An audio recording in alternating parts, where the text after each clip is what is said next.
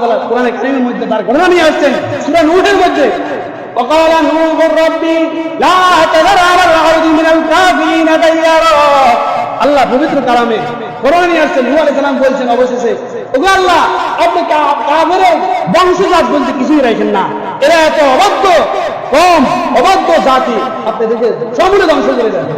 নূহ আলাইহিস সালাম বদদুয়া করেছে তার কওমকে দাওয়াত দিয়েছে তার কওম বুঝে নাই 950 বছর 1 বছর না 2 বছর না 3 বছর না 100 বছর না 200 বছর না 950 বছর এমন ধৈর্যশীল নবী ছিল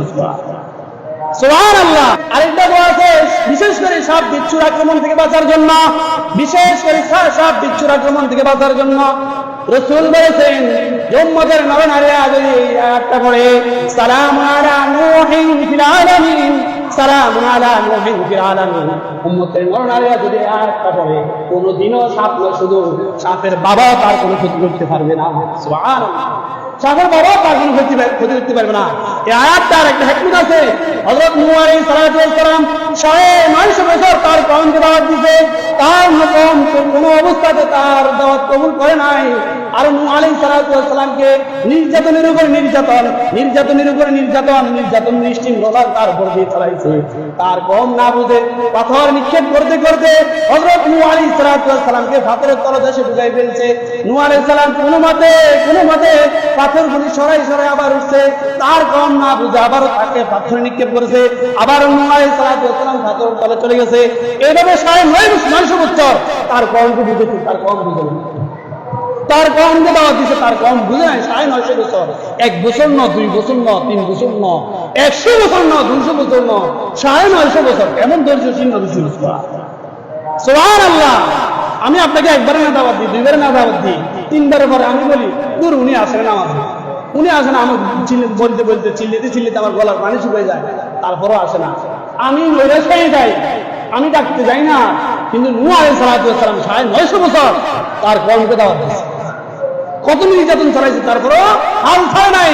শেষ মুহূর্তে 950 বছর 950 দাওয়াত দিতে যখন দেখি ক্লান্ত হয়ে গেছে তখন আল্লাহ তাআলাকে বললেন ওগো আল্লাহ এই কওম কোনদিনই ঈমান আনবে না আপনি এই কওমকে আযাব দিয়ে আপনি ধ্বংস করে দেন তাদের মূল কিছু রাখেন না আল্লাহ তাআলা কোরআনে কারীমের মধ্যে তার ঘটনা নিয়ে আসছেন সূরা নূহের মধ্যে وقال نوح ربي لا تذر على الأرض من الكافرين ديارا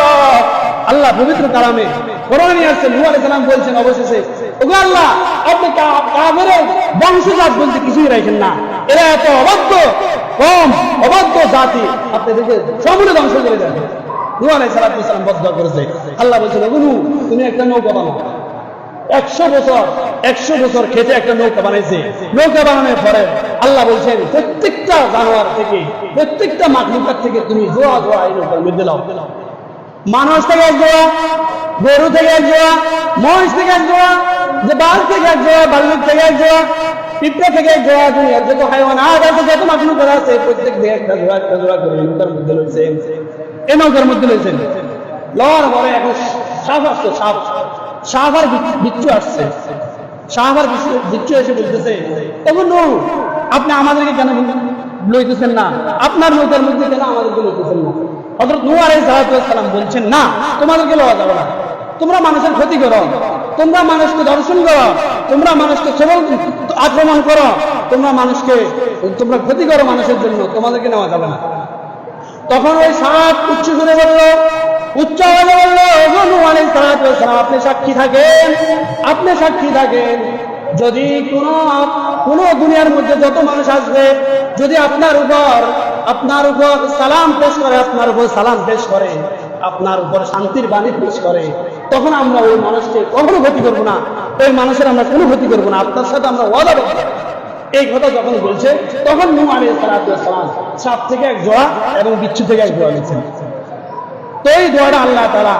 আয়াত হিসেবে পবিত্র কালামে হাকিমের মধ্যে নিয়ে আসছেন যে আমরা যদি সকাল বিকেলে আয়াত খানা পড়ি তাহলে সাপ আমাদের কোনো ক্ষতি করবে না সাপ এরা ওয়াদাবদ্ধ নূহ আলাইহিস সালামের সাথে সালামুন আলা নূহিন ফিল আলামিন এই ছোট্ট একটা আয়াত এটা আমরা পড়তে পারবো না ইনশাআল্লাহ আমরা পড়তে পারবো, শিখে নেব। এই আয়াতটা আমরা সকাল বিকাল পড়বো, সাথে আমাদের কোনো ক্ষতি করতে পারবে না। সালামুন আলা নূহিন ফিল আলামিন, সালামুন আলা নূহিন ফিল আলামিন। আল্লাহ তাআলা যে কথাগুলি বলেছি আমাদেরকে আমল করার তৌফিক দান করেন। মেরে ভাই দোস্ত বুজুর্গ, আমরা কিন্তু সপ্তাহে শুক্রবারকে আমরা প্রাধান্য দিয়ে থাকি।